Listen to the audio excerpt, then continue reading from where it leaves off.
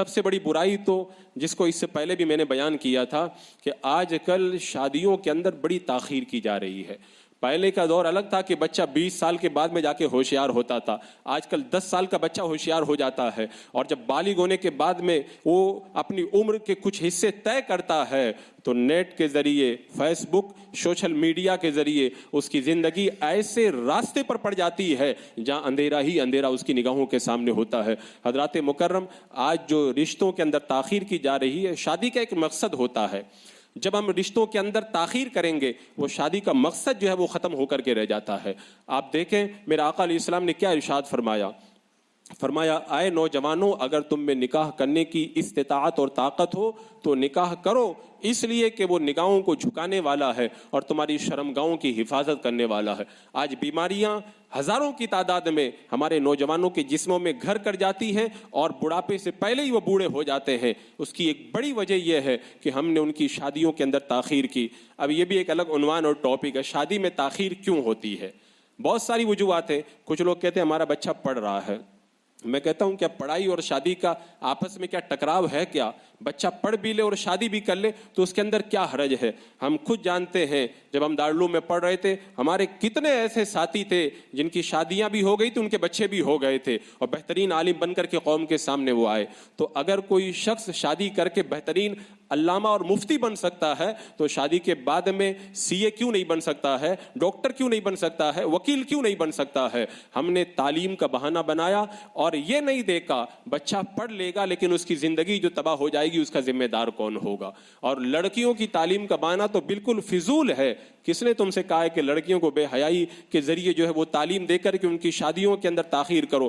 آپ دیکھیں کالجوں کا حال, ہماری جو بچیاں شادی کے اندر تاخیر جن کی ہوتی ہے کالجوں میں پڑھ رہی ہے. ایک کالج کے خود مجھے ٹیچر نے بتایا کہ کالج کے اندر پڑھنے والے نوجوان اور لڑکیوں اور لڑکوں کا سروے کرو, مشکل سے چند مل جائیں گے جو ٹھیک ہے, باقی سارا معاشرہ کالج کا تباہ ہو چکا ہے. کسی کی عزت بچی ہے, کوئی محفوظ ہے, کوئی گارنٹی نہیں لے سکتا ہے. اگر 1000 کا سروے کرو گے تو انگلیوں پہ گن لو اتنے لوگ تم کو محفوظ نظر آئیں گے. یہ تعداد کم زیادہ تو ہو سکتی ہے, لیکن یہ یقین کے ساتھ میں کہتا ہوں کہ کالج کے اندر بچی پڑھ رہی ہے اور وہ بڑی عمر کی ہو گئی, 20 سال کے اوپر بھی تجاوز کر گئی. اب اس کی عزتیں جو تار تار ہوتی ہیں, اس کی جوانی جو برباد ہوتی ہے, اس کے ذمہ دار کون ہے اور قیامت کے دن رب کی بارگاہ میں اس کا ذمہ کون لے گا؟ حضرات مکرم, یہ وجہ بالکل غلط ہے. دوسری جو بڑی وجہ بتائی جاتی ہے کہ ابھی تنگ دستی کا شکار ہے بچہ, پہلے سیٹل ہو جائے تب جا کر کے شادی کریں گے. میں کہتا ہوں اللہ تعالیٰ نے سیٹل ہونے کا طریقہ ہی یہی بتایا ہے. قرآن میں کیا فرمایا؟ شادی کر دو, ان یکونوا فقراء یغنیہم اللہ من فضلہ. شادی کر دو, اگر وہ غریب ہے تو اللہ تعالیٰ اس کو غنی بنا دے گا. اللہ تعالیٰ نے تو طریقہ ہی بتایا. ایک صحابی ہیں میرے آقا صلی اللہ علیہ وسلم کی بارگاہ میں آئے کہ یا رسول اللہ میں بہت تنگ دستی کا شکار ہوں. میرے آقا نے فرمایا شادی کر لو, اللہ تمہاری رزق کے اندر اضافہ فرما دے گا. اور حدیث پاک میں موجود ہے, اے لوگوں تم نکاح کے ذریعے رزق تلاش کرو. شارعین فرماتے اس کا مطلب یہ ہے کہ اچھی نیت سے نکاح کرو, اللہ تمہارے رزق کے اندر کشادگی پیدا فرما دے گا. اور جو لوگ کہتے ہیں ہم نے تو شادی کی, ہماری تنگ دستی دور نہیں ہوئی, تو اس میں تمہاری اپنی کمی ہے, اس پر پھر کبھی میں گفتگو کروں گا.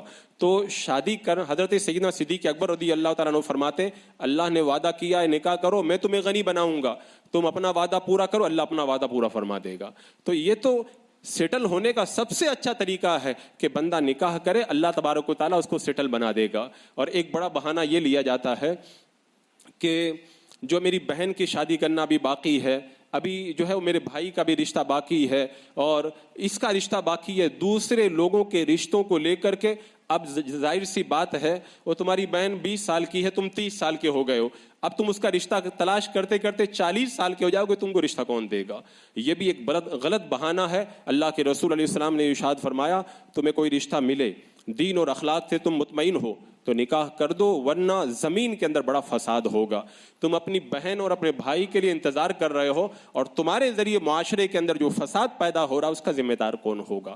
تو یہ بہانہ بھی سرے سے غلط ہے کہ مجھے اپنی بہن کی شادی کرنی. تم اپنی کرو, اللہ تعالیٰ اس کے لیے بھی کوئی راستہ پیدا فرما دے گا. اسی طرح ایک بڑا بہانہ یہ بھی بنایا جاتا ہے, بلکہ بہانہ کیا, یہ تو آج کل لوگوں کا ذہن بن گیا ہے. کہتے ہیں کہ ابھی رشتہ نہیں مل رہا. رشتہ تو بہت مل رہا, آپ کو کیوں نہیں مل رہا؟ اس لیے نہیں مل رہا ہے کہ آپ جو رشتہ تلاش کر رہے ہیں وہ رشتہ آپ کو زمین پہ نہیں ملے گا, آسمان پہ ڈھونڈنے کے لیے جانا پڑے گا. آپ کی جو مانگ ہے, آپ کی جو ڈیمانڈ ہے, آپ جو چاہتے ہیں, ایسے رشتے جو ہیں وہ زمین کے اندر سڑکوں پہ نہیں ملا کرتے. آپ کی ڈیمانڈ تو خوابوں والی ڈیمانڈ ہے, وہ تو خواب ہی میں آپ کو میسر آئے گی. اور آپ نے یہ نہیں دیکھا زندگی ایک بار ملتی ہے اور جوانی جب گزر جاتی ہے دوبارہ لوٹ کر کے نہیں آتی ہے. تم مالدار اور بڑے رشتے کی تلاش کے اندر اپنی زندگی اور اپنی جوانی کو تباہ کر کے رب کی بارگاہ کے اندر کیا منہ لے کر کے جاؤ گے؟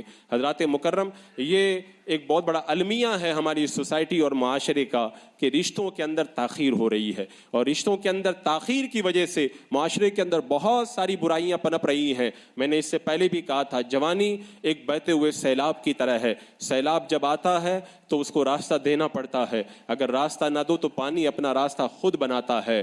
جوانی کی امنگیں کچھ چاہتی ہیں, اگر تم نے ان امنگوں کو جائز راستہ نہیں دیا, اگر تم نے راستہ بنا کے نہ دیا, تو وہ اپنا راستہ جب خود بنائیں گی وہ امنگیں, تو سیلاب جب اپنا راستہ خود بناتا ہے پوری آبادی کو بہا کے لے جاتا ہے. آج ہماری معاشرے کے اندر ہمارے نوجوانوں کی جوانیاں, ہماری جو ہے وہ عورتوں کی جوانیاں جو تباہ ہو رہی ہیں, یہ اسی سیلاب کا نتیجہ ہے. وہ سیلاب راستہ مانگ رہا تھا, آپ نے رشتوں میں تاخیر کی, اس کو راستہ نہ دیا, انہوں نے اپنا راستہ خود بنا لیا ہے. اب تمہارے پاس میں افسوس کرنے کے سوا اور کوئی موقع باقی نہیں رہ گیا ہے. اور بھی بہت ساری وجوہات اس کی بیان کی جا سکتی ہے.